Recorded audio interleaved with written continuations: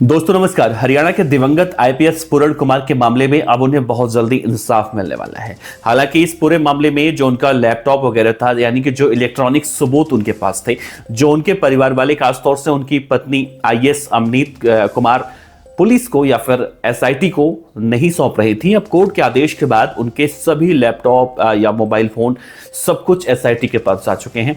हालांकि शर्त यही है कि जब डेटा ट्रांसफर किया जाएगा तो उसकी निगरानी होगी और उसका पूरा वीडियो रिकॉर्डिंग किया जाएगा, क्योंकि उसमें उनके कुछ पर्सनल दस्तावेज हैं, जैसे कि उनके बच्चों की पढ़ाई के बहुत सारे ऐसे चीज हैं जो बहुत सारे पर्सनल भी हैं।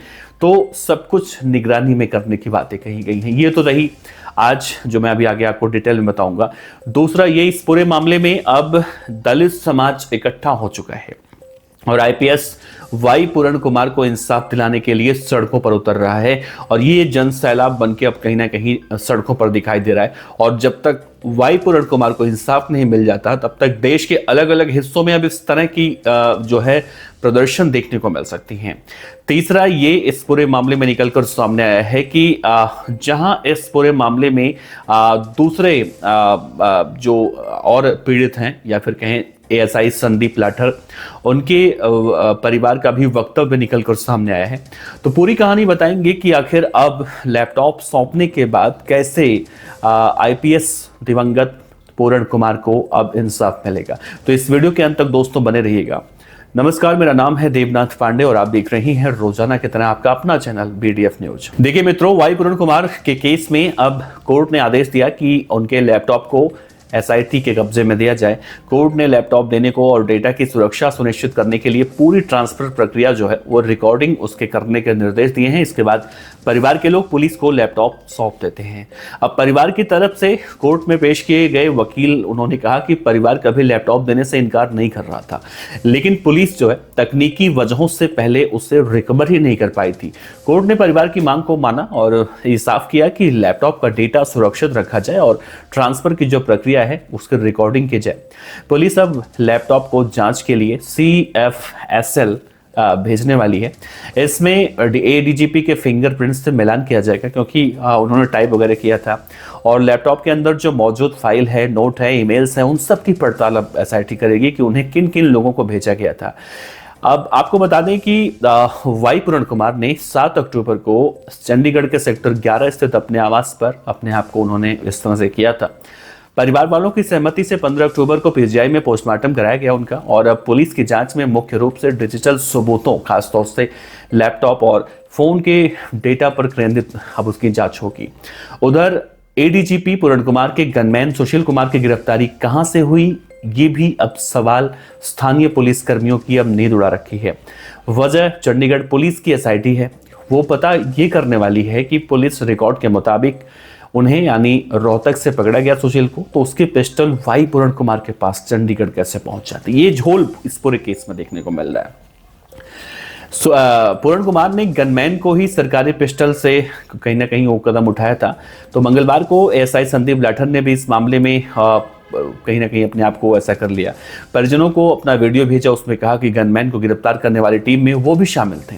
बताते हैं कि लोकेशन संदीप ने ही ट्रेस की थी और संदीप की बात से ऐसा भी ध्वनित हुआ कि गिरफ्तारी कहीं और से हुई थी। हालांकि वीडियो की जगह का जिक्र नहीं है। यह जरूर कहा गया था कि सुशील की गिरफ्तारी के वक्त कार में ड्राइवर भी था। देखिए ड्राइवर भी अब निकल रहा है। दावा किया गया कि रास्ते में सुशील ने बताया था कि रिश्वत की रकम कार के डैशबोर्ड में छूट गई थी। यानी उनके हिसाब से गिरफ्तार हुआ हवलदार कहता है कि डैशबोर्ड में रकम छूट गई थी। अगर संदीप का यह दावा सही है तो सवाल ये उठता है कि रोहतक पुलिस ने कार को पकड़कर तलाशी क्यों नहीं ली, रकम जब्त क्यों नहीं किया। कहीं ऐसा तो नहीं सुशील ने ही पिस्टल को वहीं छोड़ दी हो जिसे ड्राइवर ने चंडीगढ़ में एडीजीपी पूरण कुमार तक पहुंचाई हो। बहरहाल संदीप की बातों और कयासों और आशंकाओं में कितनी सच्चाई है, इसका पता तो इस मामले की जांच कर रहे डीएसपी गुलाब सिंह और चंडीगढ़ की एसआईटी ही बता पाएगी। वहीं संदीप के इस तरह से करने के बाद ऐसी चर्चा भी बहुत तेजी से फैली कि शराब कारोबारी संदीप बंसल से मंथली मांगने के आरोपी गनमैन पर एफआईआर और गिरफ्तारी को लेकर एसआईटी ने पूछताछ के लिए संदीप को बुलाया था। इसी मामले से पूरे महकमे की नींद उड़ चुकी है। इस बारे में पुलिस के एक अधिकारी ने कहीं ना कहीं मीडिया रिपोर्ट में यह जानकारी दी है। अमर उजाला में छपी एक रिपोर्ट के मुताबिक उन्होंने संदीप को पूछताछ के लिए बुलाए जाने की बात का उस मीडिया रिपोर्ट यानी अमर उजाला की रिपोर्ट में खंडन किया है। बाकी सवालों पर उन्होंने चुप्पी साधी है। अब इस केस में देखें तो 16 अक्टूबर को रोहतक पुलिस ने वरिष्ठ आईपीएस पूरण कुमार के पीएसओ को शराब कारोबारी से प्रोटेक्शन मनी मांगने के आरोप में एडीजीपी की सरकारी गाड़ी से गिरफ्तार किया। 7 अक्टूबर की बात है, चंडीगढ़ के सेक्टर 11 स्थित कोठी के निचले तल पर यानी ग्राउंड फ्लोर पर साउंड प्रूफ कमरे में एडीजीपी पूरण कुमार ने दोपहर में इस तरह के कदम उठाए। 8 अक्टूबर की बात करें तो पूरण कुमार की पत्नी IAS Amneet P Kumar Japan से चंडीगढ़ आती हैं और उन्होंने पूरण कुमार के शव का पोस्टमार्टम कराने से सीधा मना कर दिया। चंडीगढ़ के सेक्टर 11 थाना पुलिस में लिखित शिकायत दी। साथ ही वो नोट भी वायरल हुआ और जिसकी बहुत ज्यादा चर्चा हुई। 9 अक्टूबर की बात है, सुसाइड नोट 9 अक्टूबर की बात है जब उस नोट के आधार पर तत्कालीन डीजीपी और रोहतक के एसपी समेत 11 अधिकारियों के खिलाफ एफआईआर दर्ज करवाई गई। 10 अक्टूबर को अमनीत कुमार ने एफआईआर पर असंतुष्टि जताकर चंडीगढ़ पुलिस को एक चिट्ठी लिखी। इसके बाद चंडीगढ़ के आईजी पुष्पेंद्र कुमार की अध्यक्षता में 6 सदस्यीय कमेटी का गठन किया गया। 11 अक्टूबर की बात करें तो हरियाणा सरकार ने हरियाणा के ही रोहतक के एसपी नरेंद्र विजारनिया जिनके ऊपर आरोप लगाया गया था उनका तबादला किया और चंडीगढ़ पुलिस ने देर शाम एफआईआर में संशोधित धाराएं भी उस मामले में जोड़ दी। साथ ही GMSH 16 से बिना सहमति के शव को पीजीआई शिफ्ट करने पर अमनीत कुमार और उनकी पत्नी थी, उन्होंने चंडीगढ़ के वरिष्ठ पुलिस अधिकारियों के साथ बात की। वहीं हरियाणा सरकार की तरफ से ये भी देखने को मिला मंत्रियों और अधिकारियों द्वारा आईएएस अमनीत कुमार को मनाने का एक लंबा दौर भी चला और इसी दिन परिवार ने 31 सदस्यों की एक कमेटी बनाई और कमेटी ने महापंचायत बुला ली। 12 अक्टूबर को सरकार की तरफ से वरिष्ठ अधिकारी और नेताओं ने आईएएस अमनीत कुमार से मिलकर इस मामले का हल निकालने की पूरी कोशिश की। चंडीगढ़ के सेक्टर 20 में महापंचायत में सरकार को डीजीपी को पद से हटाकर कार्रवाई करने का 48 घंटों का अल्टीमेटम भी भेजा गया था। 13 अक्टूबर को केंद्रीय मंत्री रामदास अठावले परिवार को सांत्वना देने पहुंचते हैं और मामले पर मुख्यमंत्री नायब सिंह सैनी से मिलकर बातचीत भी करते हैं। वहीं देर रात इसी मामले में डीजीपी शत्रुजीत कपूर को भी छुट्टी पर भेज दिया जाता है।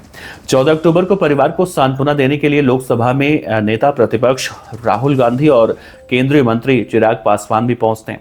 चंडीगढ़ पुलिस उनके शव का पोस्टमार्टम करा के और लैपटॉप लेने के लिए कोर्ट में पहुंचती है।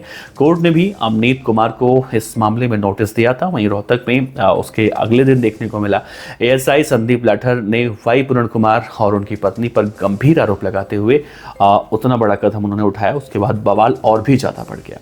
देर रात तक पुलिस और परिवार के बीच में पोस्टमार्टम को लेकर उसके बाद सहमति बनी। 15 अक्टूबर को पीजीआई में सुबह परिवार वालों की मौजूदगी में पूरण कुमार के शव का पोस्टमार्टम हुआ और देर शाम यानी देखा जाए तो सेक्टर 25 स्थित शमशान घाट में उनके शव का राजकीय सम्मान के साथ अंतिम संस्कार किया गया। उनकी दोनों बेटियों ने उन्हें मुखाग्नि दी।